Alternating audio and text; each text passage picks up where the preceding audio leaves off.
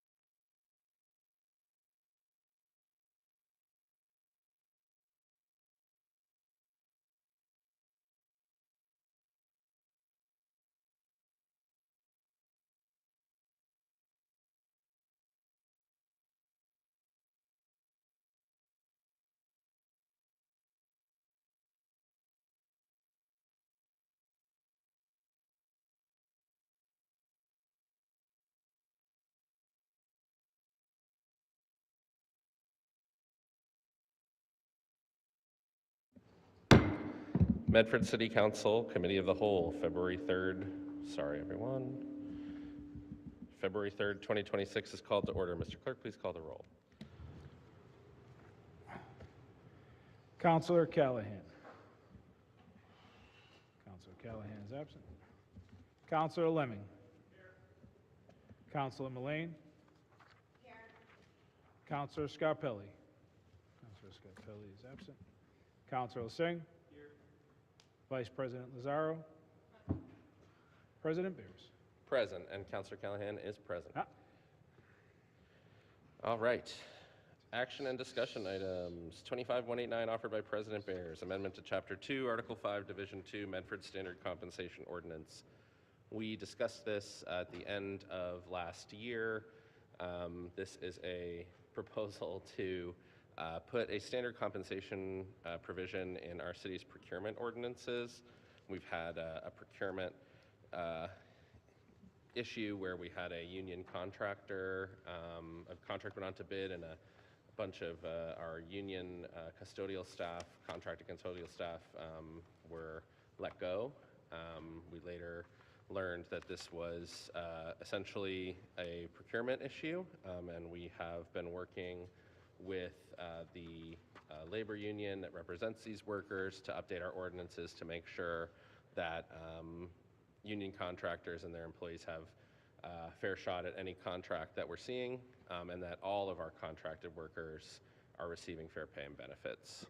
We put this into committee last December. We were planning to talk about it a couple weeks ago at our committee of the whole, but we ended up having a very long meeting on the ambulance contract, and a number of people who wanted to speak to the matter were not able to stay for the rest of the meeting. So we're here to talk about it tonight. I did just forward 2 amendments around via email. One of them was in the agenda packet, and it adjusts the section around how long the rebidding would be required for existing contracts that no longer comply. It adjusts that period of time to give a bit more time for the city to get those contracts rebid and get contracts that are in compliance enacted. And then there's also an amendment to the definitions for the, where are we here? The amount under standard compensation, so it adjusts what standards we're using for compensation and benefits for the 2 qualified classes of employees.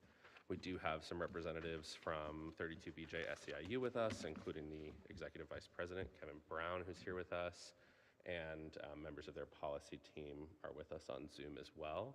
I'd like to give them a chance to explain the ordinance a bit more, explain some of the adjustments that are proposed tonight, and then we can hear from questions from counselors, but I do want to open the floor to counselors if they have any comments before we move to the presentation.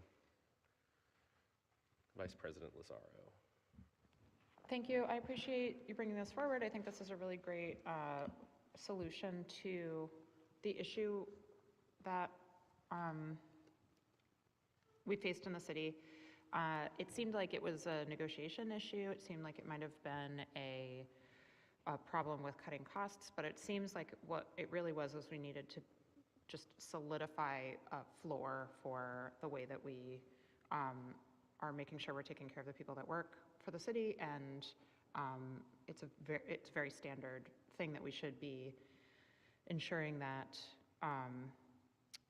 we're not inadvertently bypassing union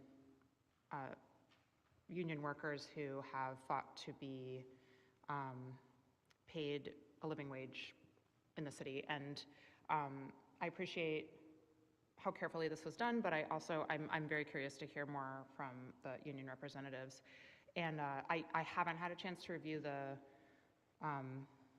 edits to the that just came in.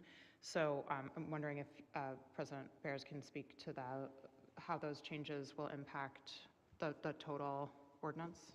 Sure, I'll be brief, and then I know there's some people who can explain it a bit more in detail than I can, but essentially it just uses different standards. So previously we were looking at some state prevailing wage law, and now we're looking at the contracts in the city of Boston as a baseline, as well as Department of Labor, Federal Department of Labor, something called the Service Contract Act of 1965. So it's just using a different standard for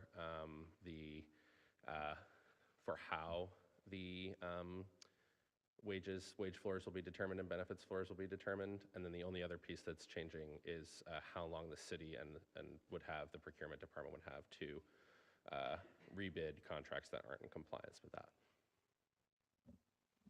That's a short answer.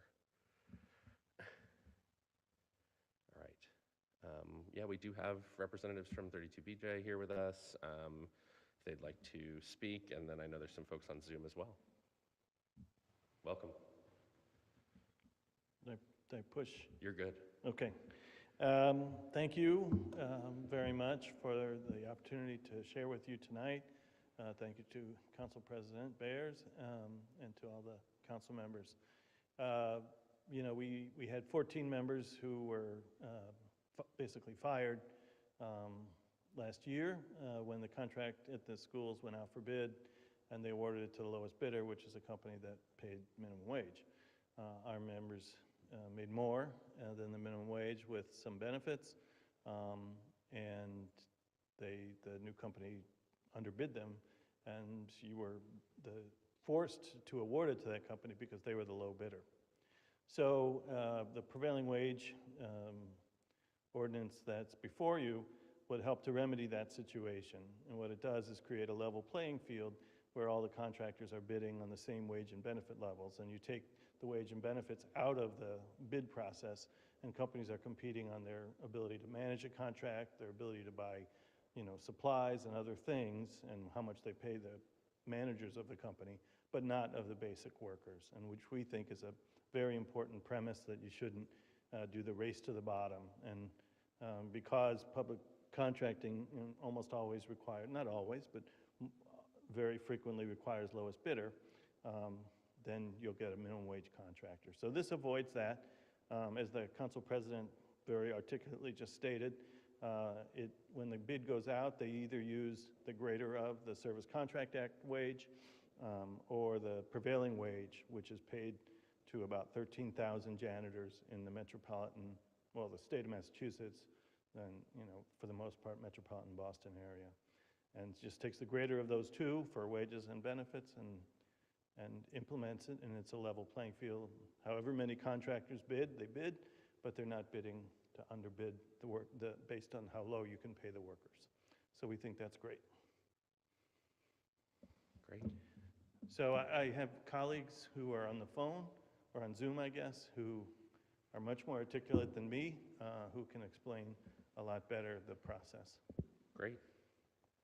I will give folks a chance to turn on their video if they're on Zoom, and then if you want to raise your hand and you want to present, I will unmute you. I see David Miller, so David, I will unmute you first.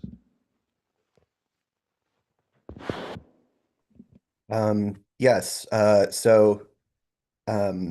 Kevin was just explaining, we've done this in a number of cities as well as states to basically take the labor cost out of competition, and it leads to a more fair situation and process for the workers under those contracts.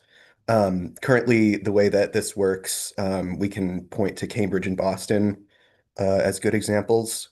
When a city department or agency wants to solicit a bid for janitorial services or security services, they will request a rate sheet from the Department of Labor Standards. The DLS will provide those on request, even though city work isn't covered under the state prevailing wage law. And then that schedule will be included as an attachment to the bids.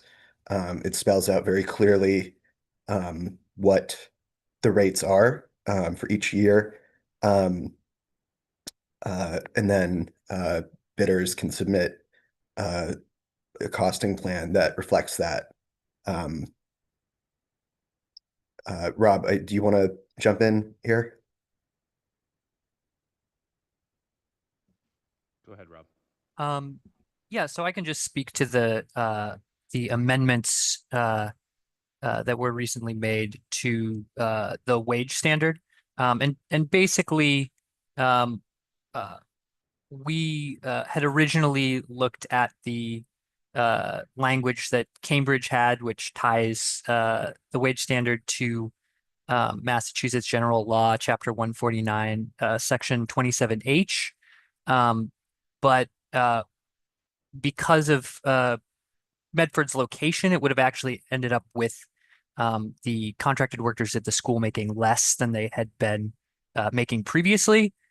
So ultimately, 27H ties to the largest contract in Boston, essentially, anyways. So we thought it would be easier to just simplify the language and just tie it directly to that contract.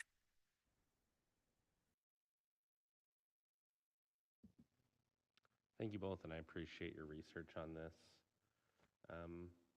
Do we have any questions from members of the council?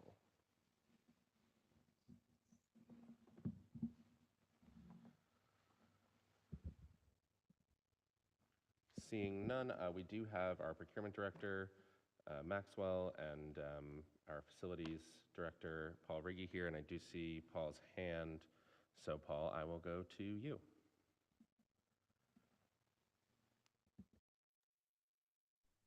Good evening, President Barris. How are you? Good evening. Thanks for being here. Not a problem. I just have a few comments and a few concerns. Number one, I believe someone said that we awarded the contract to the lowest bidder. That is incorrect. We did not look at pricing when we bid the contract. We reviewed all companies equally. There were 7 people that reviewed the bidders that were interviewed. It was the determination of the entire committee to go with a different company. We did not know the pricing. We also, one of the questions, did not ask the companies if they were union or non-unionized. To us, that was not a point that we needed to make. What we wanted to know is that they could do the work that was required by the school department. Then, after we came up with the top candidate, we looked at the pricing. That was the only time we knew what the pricing was. I can tell you that the contract was not awarded to the lowest bidder.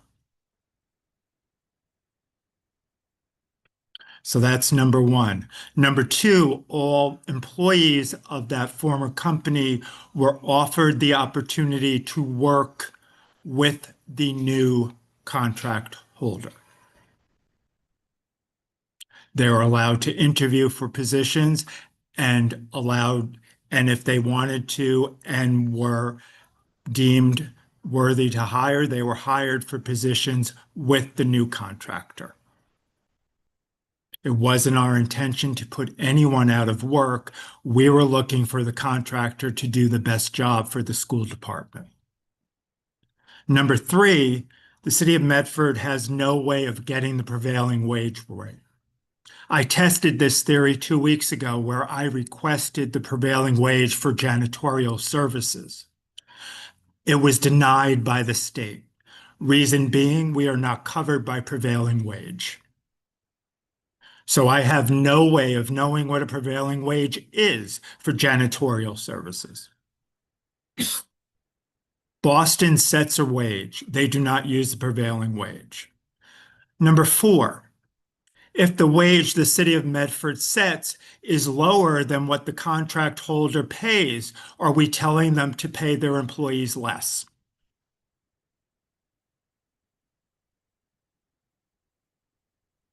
That's certainly a question that the city council needs to take seriously.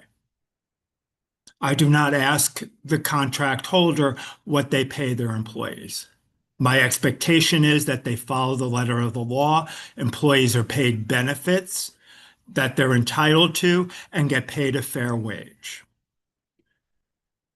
I understand that every person that does a job and has a job should be paid a fair wage. But I have concerns that we have entered into a legal contract with a company, and now the city of Medford wants to renegotiate that contract based on some misinformation. And I will let Fiona speak if she has any other information she wants to pass on. Thank you for your time. Thank you.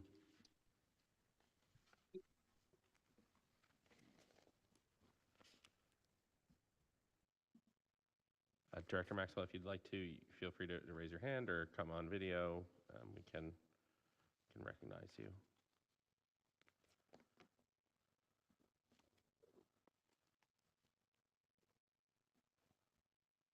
All right. Do we have any questions or comments from the council? Vice President Lazaro. Okay, so this wouldn't be workable then if we can't access the standard rate of pay. I don't understand how, I'm confused. I'm confused. Sure, yeah, I don't know what that's all about. I'll go to Councilor Callahan. Thank you. Councilor Callahan. Thank you. I was not originally going to dig into the past and the making of this decision. However, after those comments, I do have a quick question, and really I'm hoping for a very short answer. It sounds like the committee that made the decision did not look at price, and they did not look at whether the organizations were unionized. And I would love to have just in 30 seconds, a short list of any categories of things they did look at, because now I'm curious. I will recognize Procurement Manager Maxwell. Thank you.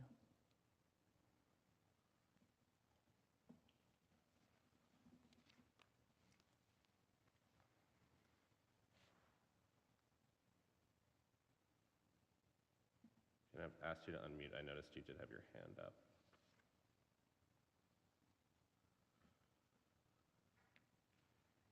All right. Paul Riggy's put his hand up. I'll recognize him.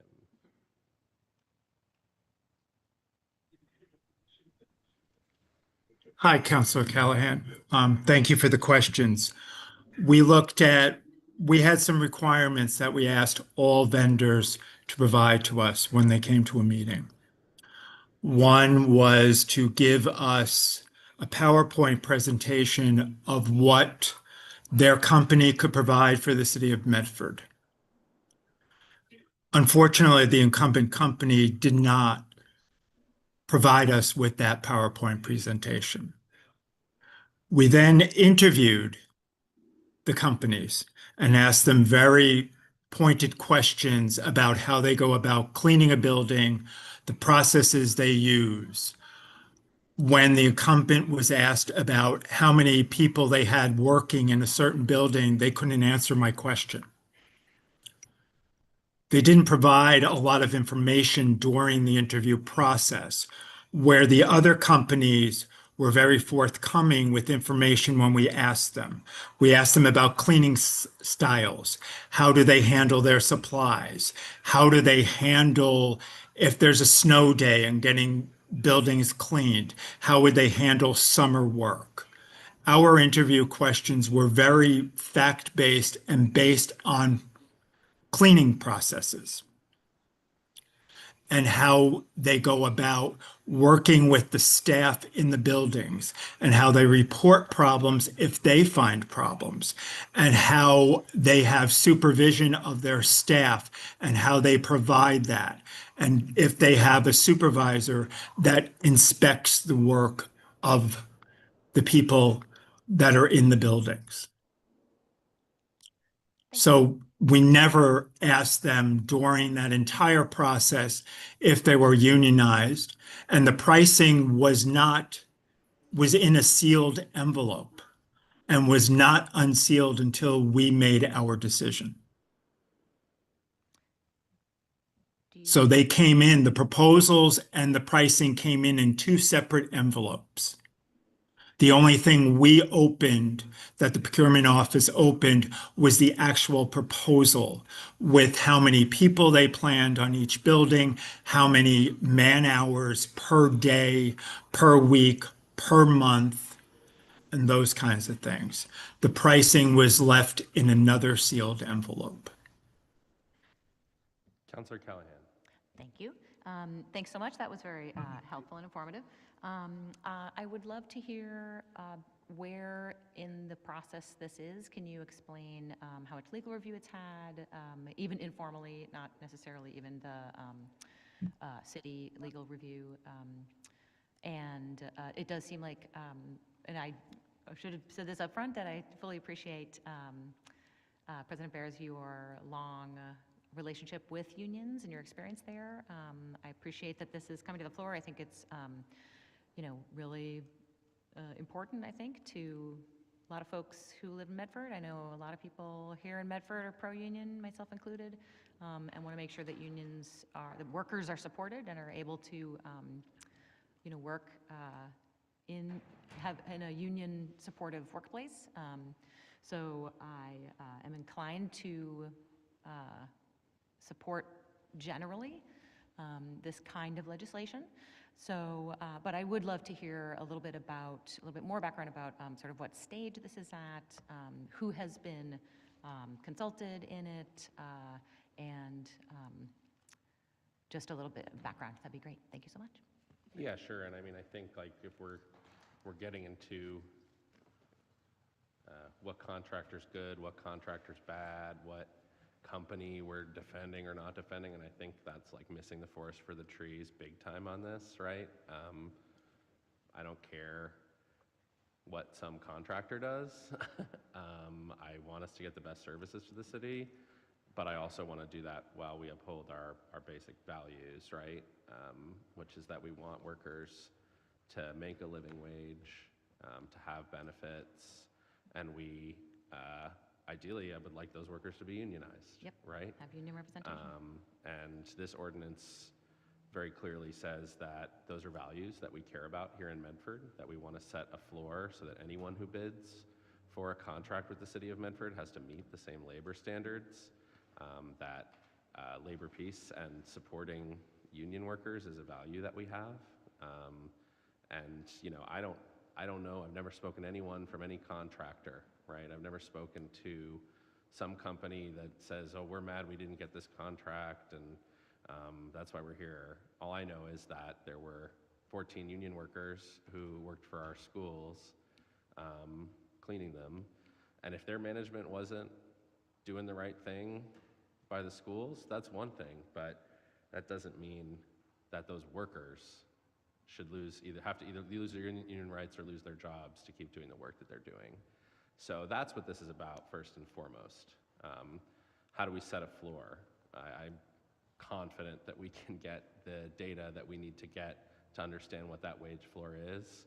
I'd be happy if contractors wanted to go above that floor. I think that's a really good thing.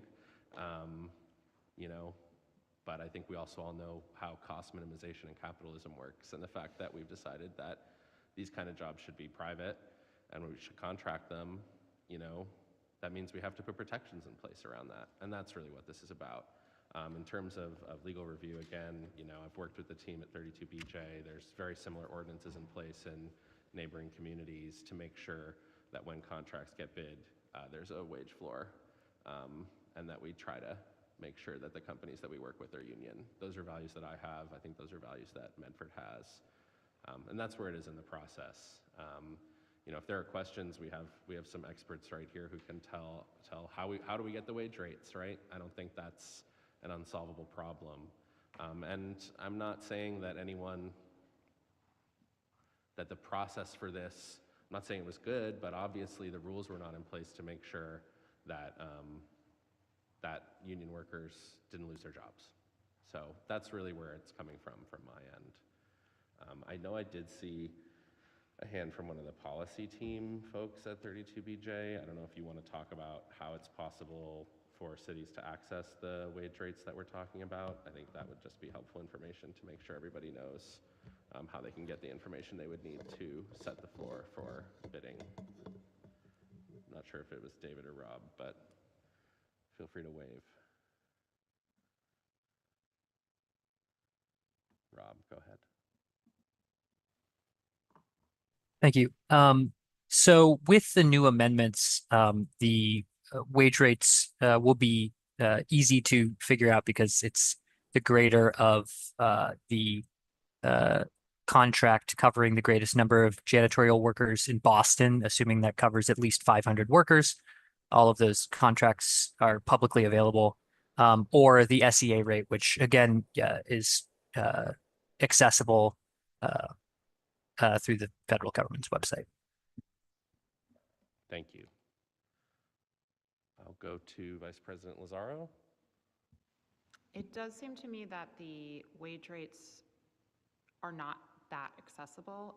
It's possible that what may seem accessible to somebody who's very intimately involved with these numbers and with the way that they're accessed online, just that might not be common practice for people that work for cities. So could we be more explicit in the way that it's worded in the ordinance, or the way that it's communicated with city employees for the future? Is there something that we could edit for that, or a guideline or something? Because if it's going to change, is there something else we could put in? Because if this is going to be something that is in an ordinance and then is too difficult for our city staff to execute, and it just doesn't happen. Like, I feel like we have a problem in the city where we write ordinances in city council, they become law, and then they don't go into practice because they're not being enforced or executed at all. So I don't think it's useful to have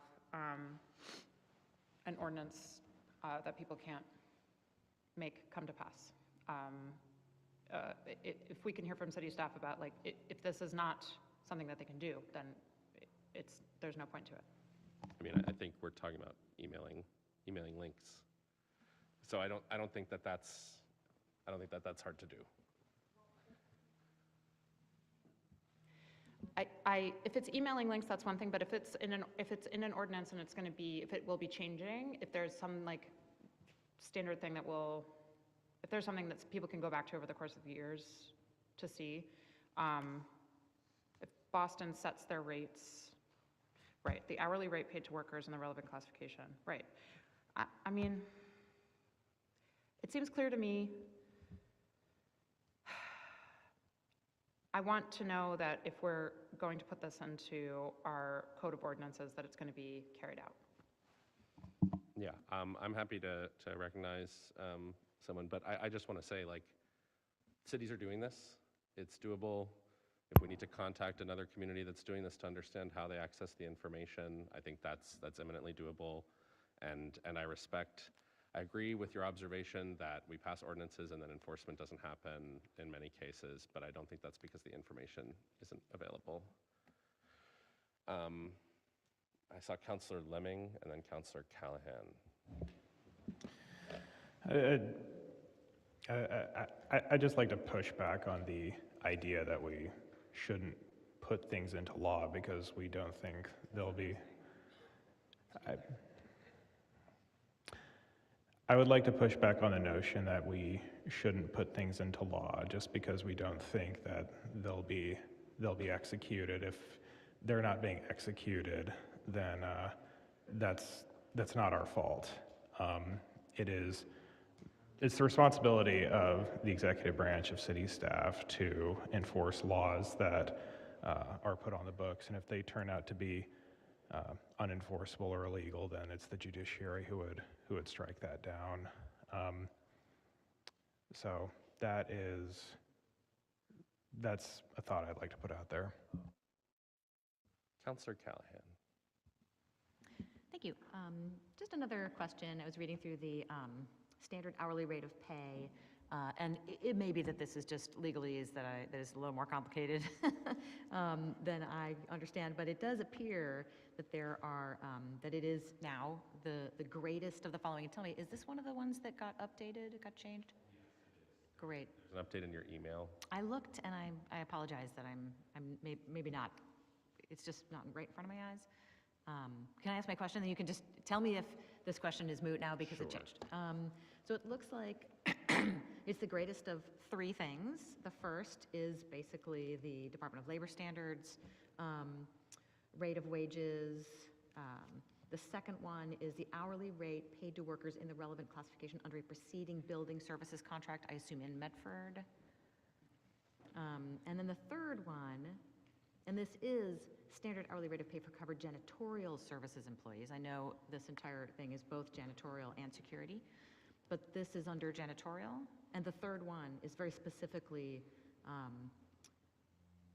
rate paid to workers in the relevant classification under active collective bargaining agreement covering the largest number of security guards. Yeah, the language is amended, so. That language isn't, thank you. Yeah, it's the hourly rate of wages, there's two options. The hourly rate of wages required for work performed within the city of Boston under the collective bargaining agreement covering the largest number of hourly, non-supervisory janitorial building service employees, provided the collective bargaining agreement covers no less than 500 employees. Thank you. And the second one is the hourly rate of wages for the relevant classification as established by the Secretary of Labor, United States Secretary of Labor, pursuant to Chapter 67 of 41 USC Section 6701, which is set forth in the locality determined and issued by the administrator of the Wage and Hour Division for the area that includes the city of Medford. So there's a federal standard, and then there's a collective bargaining standard from the city of Boston. Great, and we are good. Is it still framed as the greatest of two or three? The greater of the following two, yeah. Greater of the following two? Great. Yeah. And I will look up right now, see if I can find that in my email. I apologize that I did not have that in front of me. Yeah, Rich sent it out. Rich sent it about, out? Great. I thought 40 minutes ago. Oh, it's the entire thing, right? It's Yes, so Not, oh, you that's wanna- why. yeah. I saw that one. I thought it was the one that I had in my hands. I just assume that it has been looked into, this whole greater of, that Yes. there's no issue with, this is maybe standard, and from other cities, this is the way that they do it in other cities as well. Yes, is my Beautiful. I understanding, appreciate yeah. that. Thank you very much. Great. Vice President Lazaro. Thank you. I'd like to be very clear that it was never my intention to say that because an ordinance may not be enforced, that we should not pass ordinances. My suggestion is that we should write our ordinances in a way that it is as easy as possible for them to be enforced. And if something is able to be honed and clarified, that we should do that now while we're writing the ordinance, not have to go back and help our city staff through enforcing and carrying out our ordinances. For example, we have a leaf blower ordinance and one very dedicated resident who is basically single-handedly enforcing the leaf blower ordinance instead of city staff, who I would love to see doing that instead of him. But it is not ridiculous to have ordinances written by a city council and city staff carrying out the ordinances. Of course, that's how cities operate all over the Commonwealth, and I know we can do it. I believe in us. Thank you, everybody, for your hard work. I would never mean to say that we shouldn't do ordinances. That was not my point. Thank you. Thank you. Councillor Sang. For a counselor who famously hates ordinances, she's gotten a lot of them passed, so. No, I'm kidding. I think Councilor Lazaro's point is well taken. You know, I'm hearing different points of feedback and advocacy here tonight. And I think what is really important is what the council president reminded us, and not to miss the forest for the trees. You know, we can relitigate what happened in the school case, and, you know, the work that we do here, a lot of it is perspective. It's looking into the future and saying, what can we do better? What can we fix now so that we do better in the future? And so that's why I support this ordinance, and I think we need to do better by our workers going forward. I think all of us have said something to the effect over, the last few years of Medford is a union city, we stand up for workers, and for me, passing this ordinance is, living true to our values as a city and living true to what we've said. I hear, you know, the kind of concerns from the city administration about, you know, putting this into effect. And I think it is really important to underscore again that other municipalities have an ordinance like this. So it's not unique. We wouldn't be the trailblazer on this issue. We would be essentially, you know, just joining the wave of municipalities that are standing up for their workers. And so when it comes to enforcement, we have many municipalities we can learn from, that we can draw from, that we can talk to in terms of implementation. When we talk about legality, you know, I'm sure those cities have had their city solicitors. I knew you'd look up. I want to make a motion to hire Justin today.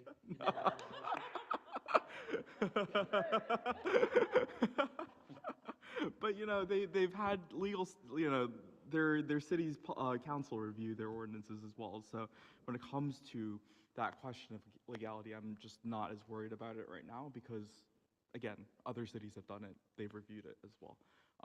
And, you know, this falls purely within the police powers of a municipality, it seems, you know, completely fine by me. And with regards to the kind of, you know, the legal aspect of what we usually have to consider with ordinances.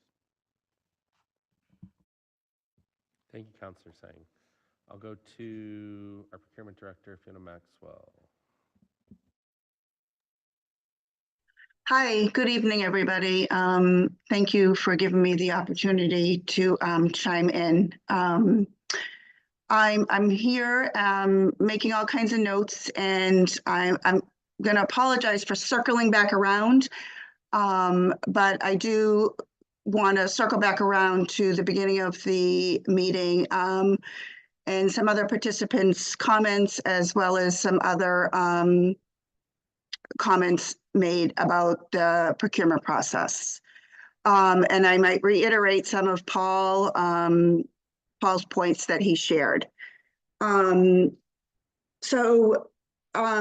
Overall, the ordinance, the proposed ordinance, my initial discussion wanted to be more around the ordinance itself and what it entails, and more of a,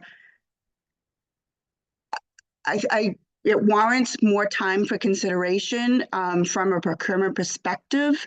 There's a lot of sections that I could take the time to go through each, but I think it would be a very lengthy conversation, and it would need to be an interactive conversation as far as each of the sections that are outlined in the ordinance.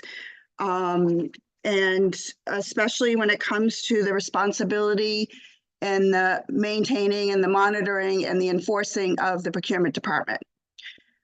With this original project, this janitorial cleaning services that we've been doing for almost 10 plus years that I've been here, the process under the statute of 30B was not an invitation for bid, which was what I believe Kevin, David, and Rob explained. The procurement department, or the city and the school department, took under a request for proposal procurement method. And under the statute, a procurement officer can determine that this is the best route for these kind of services. And what that means is we put together a request for proposal that takes a lot of time to put together, a lot of input from city and school staff. And it outlines many things. It outlines the scope of work, what's included. It outlines an evaluation criteria. It might outline deliverables, and it provides vendors an opportunity to put together a proposal, a technical proposal that the city reviews, the committee reviews, and has evaluation criteria and metrics and scores. that the technical proposal receives in and after a lengthy process, and whether that includes interviews, and in this case it did, with city school staff, with city and school staff, interviews with each of the vendors. And then what we do are under the process, under procurement process and RFP, then the prices are opened. Prices are reviewed. So I do just want to reiterate that what Paul said, the award was not based on the lowest bidder. The award is based on the most reasonable, responsible vendor providing the service the city needs based on a price. So I just want to make sure everybody understands, and there's a difference. There's a big difference. So when we talk about the procurement process and the procurement issues, I just want to make sure that everybody understands that I'm not sure what the procurement issues were. So in my opinion, the procurement department took and went through a procurement process under the statute, the law, and awarded based on a number of things. We did not award to the lowest bidder. That's a completely different process. So I guess what we're all here is we're understanding that the reason, or as a result, the proposed compensation ordinance is before us. I've not had a lot of time to review this ordinance. It's been a very high level review on my end, especially just after learning about this being on the agenda late Friday. So if anything, I think there's some great questions, and I think Councilor Lanzaro brings up a really good point. And this is where I really would like to have more dialogue. I believe it warrants more of a conversation, and I'm not sure if this is the perfect forum for that or how that works, but I do want to see, you know, I do want to see the city be able to adopt an ordinance, or I'm in support of working with the city council to adopt an ordinance, you know, for all of the right reasons. But I do have several questions about specific sections of this ordinance. I want to get a better detailed understanding, and especially when it comes to the termination sections of current contracts that we have. There are termination clauses, there are terminations for convenience. There are clauses, there's language that needs to be reviewed. That's language that's been executed, contracts that have been executed, they need to be reviewed for each of the sections to limit any exposure to the city for future or potential claims. It's just executing a contract. So I want to make sure that that's really recognized in this ordinance, and also the enforce section. There are so many sections in the enforceable section that mentions procurement and some of the requirements of procurement, that some of the duties and the requirements, and in some cases even some legal actions, some subpoenas. In my opinion, in my experience, the Attorney General's Fair Labor Division is the enforcer. They're the holder, they're the branch of these fair labor standards. And when I think it was maybe Rob or David, maybe Rob, Paul mentioned not being able to, requesting prevailing wages is a simple task. It's part of the procurement function, and I have confidence in my staff, myself, that we're able to do that. And that's not something that we need to be trained on, but what needs to be understood is the prevailing wage, the Department of Labor Standards has these rates set. And under procurement, we're required to request those rates for specific jobs that, or projects or services that require those.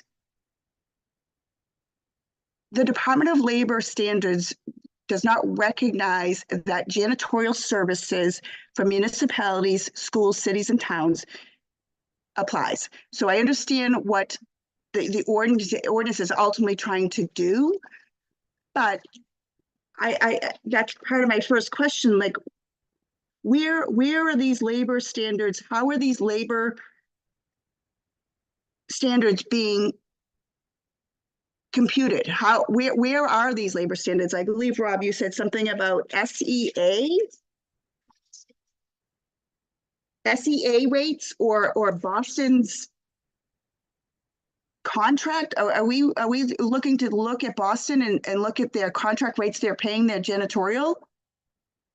Is this a state building, or is it like, I guess these are all questions that I have that have come up, and they're also questions that I've already have that this compensation ordinance proposal really requires a lot more legal, which I'm not an expert in, but procurement policy, I consider myself familiar and maybe more of an expert.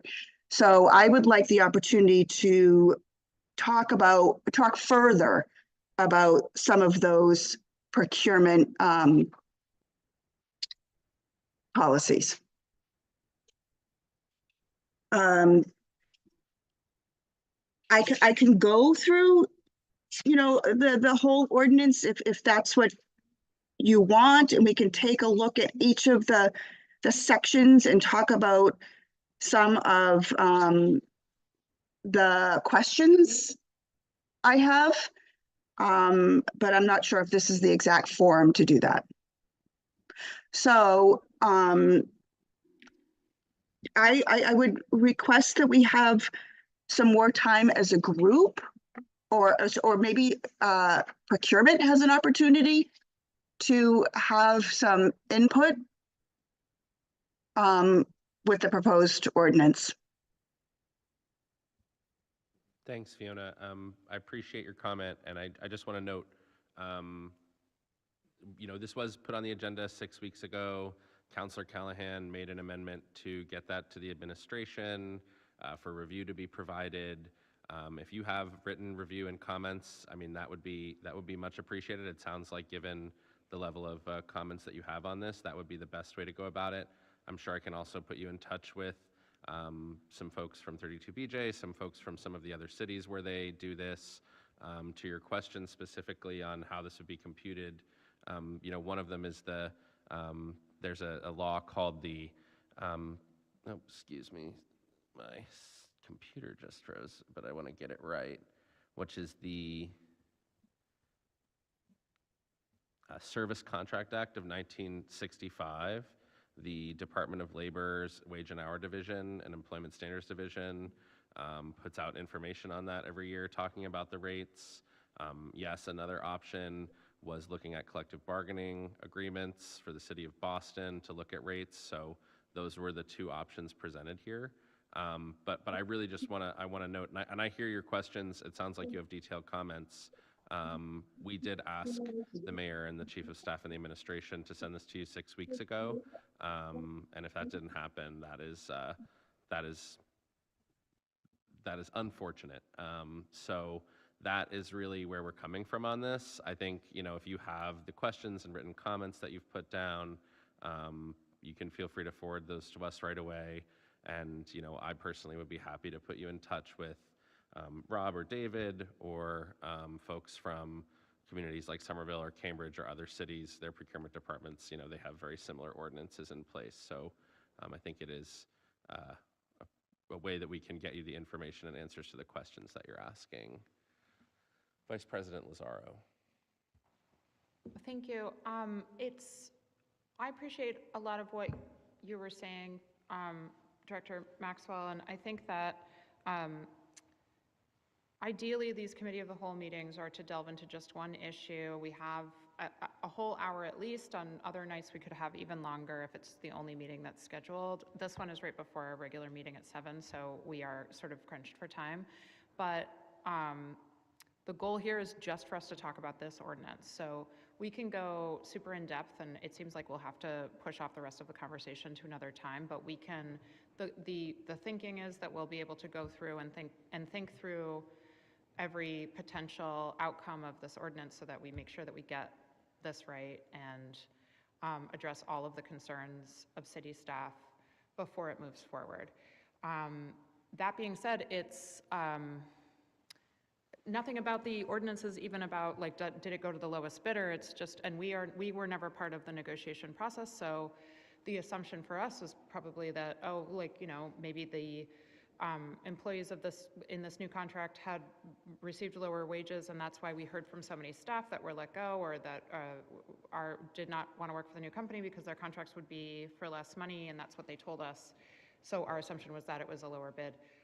You know, we don't know this information, but the point of this ordinance is not to say that you can't take the lowest bid. The point is just to say there's a standard rate of pay, and it's something that's happening in other cities, so it can be done. We just have to figure out how to make sure it can happen.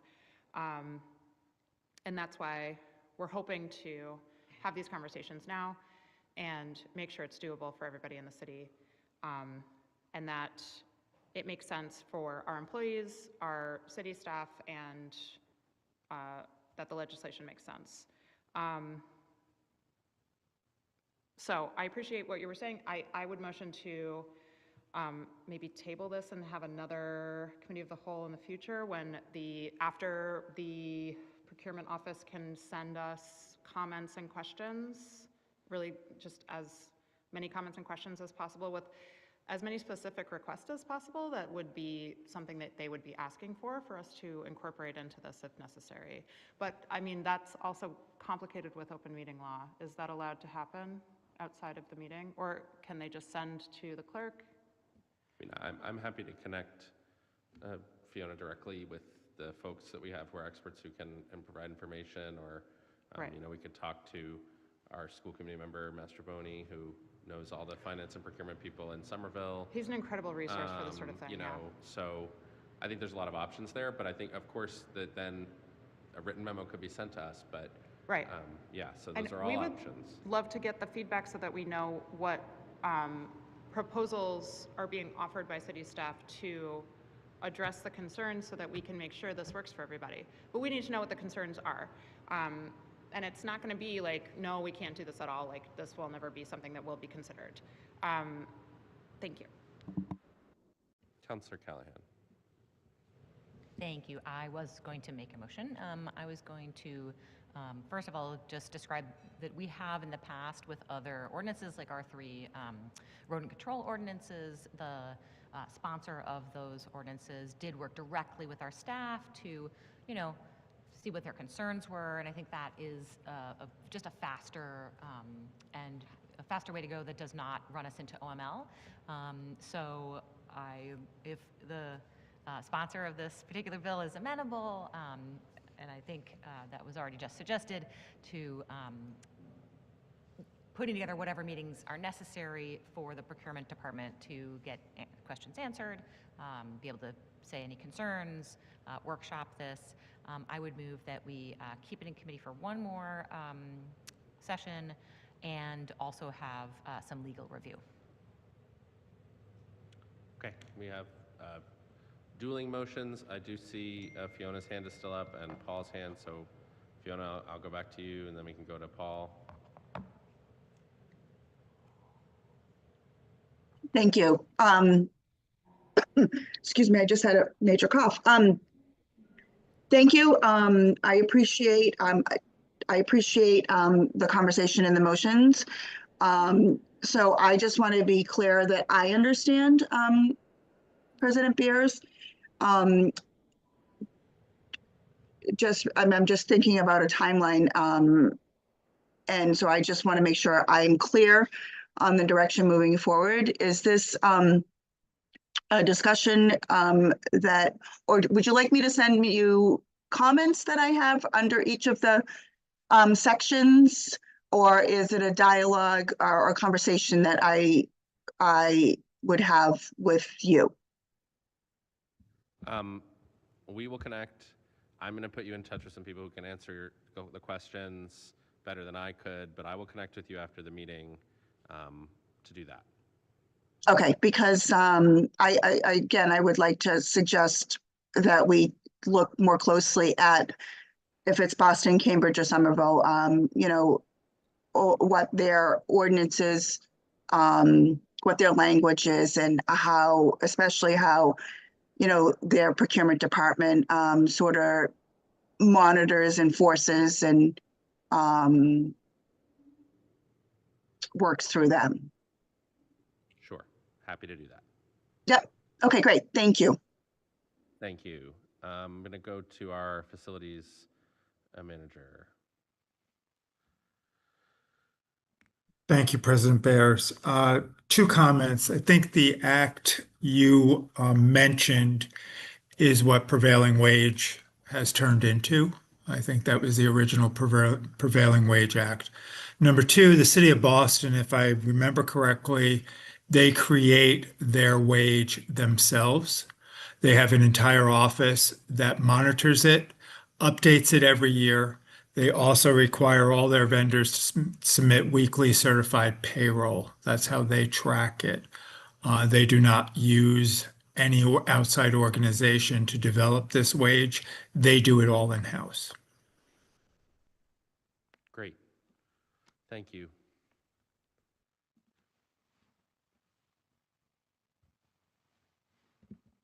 Thank you, Council President. I'll be extremely brief. Just 3 points. One, it's not correct that the workers were offered jobs. None of the workers were offered jobs. They came before you earlier last year, previously in last year, to say that they were not offered jobs. And in fact, we have charges filed before the National Labor Relations Board, where an investigation has taken place, and we're waiting for a decision from the NLRB. They've been moving very slowly these days. The fact that these workers were not offered jobs by Partners Facility Services. That's one. Two, in terms of the information, the Council President laid it out very well. We are also happy to provide that information directly to the city, our Research and Policy Department. Many jurisdictions all over the East Coast ask for the information directly from us. We can provide the SCA rates, Service Contract Act rates. And I want to speak just for a second about why the SCA was created. The Service Contract 60 years ago was created as an effort so that the public sector does not undermine the private sector. So we negotiate with 60 contractors every 3 or 4 years, a master agreement that sets the rates for the industry for janitors and for security officers. Once that rate is set, all the private owners are agreeing to pay that for their services. But SCA did, Service Contract Act, SCA, not SEA, SCA, was say, okay, we want to base it upon whatever the private sector has agreed to pay, so that the public sector doesn't undermine the private sector. And so that's why the law was created. And essentially that's exactly what this law would do, is make sure that the public sector is not undermining what the private sector has already agreed to pay to the janitors, to the security officers. It's level playing field based upon the private sector, not the public sector. And thirdly, whatever questions that the procurement department and and the facilities department have, our policy department would be more than happy to respond in writing to answer any of those issues that they've raised, as well as what they've raised tonight. Thank you very much. And I appreciate that. I mean, I think the thing that frustrates me is, once again, we put this on the agenda in December. You know, it's been 6 weeks. It sounds like the message didn't get to the people it needed to get to, that this was something that they needed to look at. It sounds like there's frustration from our city staff about the amount of time they've had to review it. And now we have questions at this point, and you know, we've pushed this back. We had a meeting on the calendar 2 weeks ago. This was on that, or I guess 3 weeks ago now. This was on that agenda. So the information has been available, but I just have to wonder, and I'm just getting really frustrated with the idea, and it goes to your point, Councilor Lazaro, from earlier, which is we put things forward to be considered. This is a very clear thing, right? We believe that if you're a janitor or security contractor with the city, you should have a wage floor. We shouldn't be undermining private sector wages. We shouldn't have a race to the bottom, and we support and want people to be in unions because unions protect workers and help provide living wages. And I want to harken back to something I said, which is that I want to be a city of yes. A city that says, how do we get to yes? Those are values that we have. What is the law that we need to write? This ordinance, as proposed, is an ordinance that is enforceable and in force in communities 2 miles down the road, based on essentially a principle from the law from 60 years ago. And I don't think that means that it's hard to get to yes. But I do think it's a lot harder to get to yes when 6 weeks after an ordinance has been presented, the person who needs to implement it is hearing about it 3 days before the meeting. And I just really have deep frustrations with the administration of our city. You know, to be honest, to Councillor Callahan's point, I don't work for the mayor, right? Like, I shouldn't have to we don't have a city solicitor. Like, it is not the responsibility of this policy-making body to enforce the laws, to make it work. And if our staff need more time and more resources, or need to find out about things earlier so that they can have all the preparation they need and ask the questions, the resources are right here. The resources are in the room. You know, we have people who are doing this across the country who can provide answers. And you know, I'm happy to make those connections at this point, and I don't question our city staff's reasonable questions and wanting answers to those questions.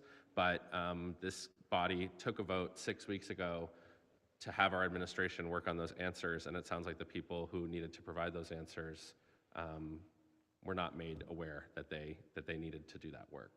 And that lack of coordination, I think, has led to a lot of problems over the last year, where this council is just trying to get its job done. We're trying to pass the policies that we agree on based on the values that we have, and there's procedural stonewalling that happens. And if that's just because the right people aren't getting the information that they need in a timely manner, you know, whether that's intentional or unintentional, either way, the result is the same. So I'm happy to work with you, Fiona, get the information across, but also it's just very frustrating. You know, I put this on in December because this was something we wanted to look at. We sent it to Committee of the Whole. We scheduled that meeting in January. We did have to delay it another 2 weeks, so there's been a lot of time here. And it's just very frustrating that we keep ending up at this point because the people who need to get the information, for somehow there's something in the way of this council's work. And it's very frustrating. Councilor Scarpelli. Council President, I know we joked earlier, but you said it again, and this is before you said it. It was something that was really poignant, was the fact that why we laughed is because I've really pushed this for many, many years, and it is the lack of a city solicitor. We were very fortunate to work with great city solicitors like Mark Rumley and Kim Scanlon, and just recently Kevin Foley. And I asked my colleagues, as we put an agenda item like this, how many times, Mr. President, would you have already talked to the city solicitor? Sure. And that would then trigger what? That city solicitor working with the departments in the building to say, hey, the council has brought up an issue that we need to focus on and work out and get the process rolling. Instead, this is where we are. So I know that down the line, I'll be filing a resolution to, again, visit, and not just visit, but push forward the hiring of a city solicitor. And forget about the assistant city solicitor that we requested for the council. That we know will never happen. But again, there's a lot of variables because of this situation. Again, because of the way it's being presented, the problem that we have from our city partners with, our procurement officer who has nothing to blame here, truly not understanding. Again, it's a slap in the face of the lack of communication that we're having throughout this community. And then it leaves questions because it's so open-ended, just like our ambulance contract, just like other contracts, just like our issues with the Teamsters and all of the lawsuits that have been filed against the city administration. Could it be deep-rooted more in the lack of support of unions, and that's it? So there's many questions that, because that this is the way that we have to handle situations and work as a city council, that leaves things open-ended for residents to then question, then drives what? Something we all hate and we've all talked about, is divide, right? And we've been trying so hard, especially since we've turned over for the new year, that working together, that we have no divisions here, that we're working for a common goal and making sure that we do the best we can for our residents. But if we don't have the commitment from our administration, I think it's pretty sad. So thank you for the effort, Mr. President, and I hope that this does go forward. And I know that the bottom line here is that seems to be forgotten sometimes, because we're seeing it with all contract issues, right? We're seeing it with everything that's been an issue, is what? We're affecting real people. I mean, there are real people still out of work right now that are struggling. And there isn't support there because we have nothing in place. So if we can find a mechanism in place that other communities are using to support our workers here in the city of Medford, I think it's something we should all be focusing on. So thank you, Mr. President. Thank you, Councilor Scarpelli. Either of you, where do you just want to refer this to the next committee of the whole? Motion to... I can withdraw my motion and go with Councillor Callahan's motion. I'll second Councillor Callahan's motion. I would respectfully request that the motion be that we keep the paper in committee. I'm happy to work with Director Maxwell. Councillor Callahan. That is the motion, right? Keep it in committee. I said keep it in committee. Great. While you have the opportunity to discuss with people, but also send to legal with the other half of my.